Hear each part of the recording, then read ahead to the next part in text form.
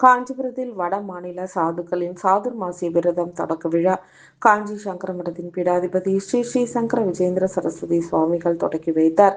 காஞ்சிபுரம் உதாசீன் பாவாஜி மடத்தின் இன்று முதல் தொடங்கும் வட மாநில சாதுக்களின் சாதுர்மாசிய விரதத்தினை காஞ்சி சங்கர மடத்தின் பீடாதிபதி சங்கர விஜேந்திர சரஸ்வதி சுவாமிகள் கலந்து கொண்டு தொடக்கி வைத்து ஆசியுரை வழங்கினார். காஞ்சிபுரத்தில் நெல்லுக்கர தெருவில் அமைந்துள்ளது சுமார் 600 ஆண்டுகள் பழமையான உதாசீன் பாவாஜி மடம்.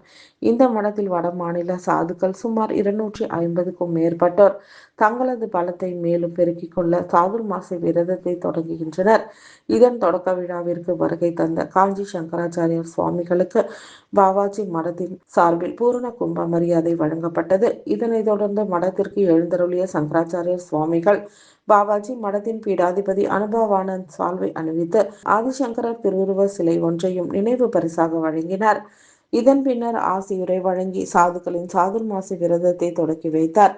காஞ்சிபுரம் மற்றும் காமாட்சி அம்மன் கோவில் சிறப்புகள், சாதுர்மாச விரதத்தின் முக்கியத்துவமும் ஆகியன குறித்து வட மாநில சாதுக்களுக்கு விளக்கி ஆசியுரை வழங்கினார். இதனை அடுத்து உதாசீன் பாவாஜி மடத்தின் வடக்கு மாகாணத்திற்கான பீடாதிபதியாக சத்தியமுனிக்கு பட்டாபிஷேகம் செய்து வைக்கப்பட்டது.